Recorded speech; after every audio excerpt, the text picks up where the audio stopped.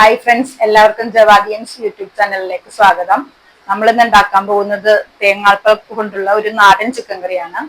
അപ്പൊ നമുക്ക് അത് ഉണ്ടാക്കുന്നത് എങ്ങനെയെന്ന് നോക്കാം. ഇത് സവാള ഉപ്പ് ഇട്ട് കൊടുത്ത് സവാള ഒന്ന് കുറച്ചു നേരം ഒന്ന് വേകട്ടെ. ഇപ്പം ബ്രൗൺ നിറം വേണ്ട, ഒന്ന് വഴന്നു വന്നിട്ടെ.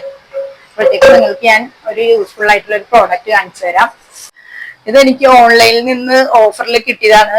7 വലിയ സ്പൂണുകളും 6 ചെറുതും സ്പൂണും കിട്ടി. 199 രൂപയുള്ളൂ. എനിക്കപ്പോ നോൺ സ്റ്റിക്കിൽ പാത്രത്തിൽ ഇളക്കാൻ പറ്റിയ സ്പൂണുകൾ കുറവായതുകൊണ്ട് അങ്ങനെ ഞാൻ വാങ്ങിയതാണ്. ഈ കത്തികൾ ഇതുമാതിരി എനിക്ക് ഓഫറിൽ കിട്ടിയതാണ്. സ്പൂണില്ല. ഇത് നമുക്കിനി ഇതിലോട്ട് 1/4 ടീസ്പൂൺ മഞ്ഞൾപ്പൊടി, 1/4 ടീസ്പൂൺ ഗരം മസാലപ്പൊടി,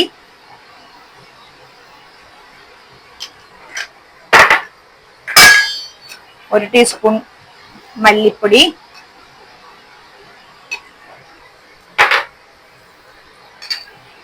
1 ടീസ്പൂൺ ചിക്കൻ മസാലയാണ്,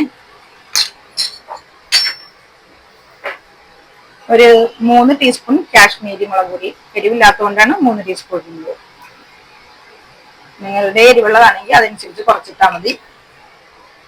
നമുക്കിതെല്ലാം കൂടി നന്നായി ഒന്ന് ഇതിന്റെ പച്ച മണം മാറുന്നവരെ നന്നായി ഒന്ന് വഴറ്റിയെടുക്കണം. കുറച്ച് വെളിച്ചെണ്ണ പോരായിരുന്നു, അപ്പൊ ലേശം വെളിച്ചെണ്ണ നമുക്ക് ഒഴിച്ചു കൊടുക്കാം.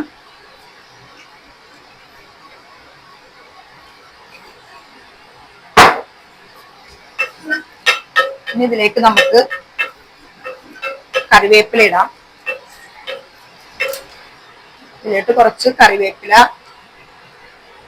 കുറച്ച് പുതിന, കുറച്ച് മല്ലിയില എല്ലാം കൂടി നന്നായി മിക്സ് ചെയ്യുക. കഴുകി വൃത്തിയാക്കി വെച്ചിരിക്കുന്ന 1/2 കിലോ ചിക്കൻ ഇതിലോട്ട് ആഡ് ചെയ്ത് കൊടുക്കാണ്. നമ്മൾ കഴുകി വാരി വെച്ച ചിക്കൻ ഇതിലേക്ക് യോജിപ്പിച്ച് എല്ലാം കൂടി നന്നായിട്ട് മിക്സ് ചെയ്തെടുത്തിട്ടുണ്ട്. ഒരു 2 മിനിറ്റ് ഈ ഇതിനകത്തുള്ള മസാലകളെല്ലാം ഇതിനകത്ത് മസാലയും ഇതെല്ലാം കൂടി നന്നായി പിടിക്കാൻ വേണ്ടി ഒന്ന് ഇളക്കി യോജിപ്പിക്കുകയാണ്. ചിക്കനിലേക്ക് മസാല എല്ലാം നന്നായിട്ട് പിടിച്ചിട്ടുണ്ട്. നമുക്കിനി ഇതിലോട്ട് 2ാം പാലാണ് ഒഴിച്ചു കൊടുക്കുന്നത്. ഇതിനകത്ത് ഒരു തരി വെള്ളം നമ്മൾ ഒഴിക്കില്ല, പാല് മാത്രമേ ഒഴിക്കുള്ളൂ. അപ്പൊ 2ാം പാല് ഒഴിച്ചു കൊടുക്കുകയാണ്.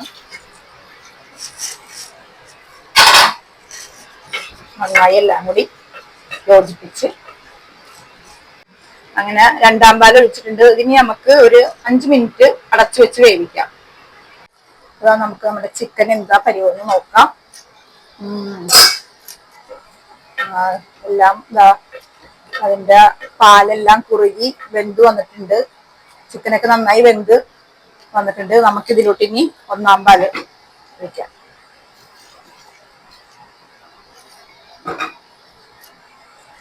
ഇത് നന്നായി തിളച്ച് കഴിയുമ്പോഴത്തേക്കും നമുക്ക് നമ്മുടെ ചിക്കൻ കറി ഓഫ് ചെയ്യാം. ഇപ്പൊ നല്ല സ്വാദിഷ്ടമായ ചിക്കൻ കറിയാണ്. ഇതേപോലെ ട്രൈ ചെയ്യാത്തവരുണ്ടെങ്കിൽ ട്രൈ ചെയ്ത് നോക്കണം. അങ്ങനെ നമ്മുടെ ചിക്കൻ കറി 1ാം പാൽ ഒഴിച്ച് നന്നായിട്ട് കുറുകി വന്നിട്ടുണ്ട്. ഇത് പത്തിരിയുടെ കൂടെ കഴിക്കാൻ നല്ല ടേസ്റ്റ് ആണ്. ഞങ്ങൾക്ക് പത്തിരിയുടെ കൂടെ കഴിക്കാനായതുകൊണ്ടിട്ട് ഈ പരുവത്തിലാണ് ഞാൻ എടുക്കുന്നത്. പൊറോട്ടയുടെ കൂടെയും പത്തിരിയുടെ കൂടെയൊക്കെ നല്ല ടേസ്റ്റ് ഉള്ള ഇതാണ്. അപ്പൊ നമുക്കിതൊന്ന് ഗാർണിഷ് ചെയ്യാം. കറിവേപ്പിലയും മല്ലിയിലയും പുതിനയിലേക്ക് ഇട്ടിട്ട്.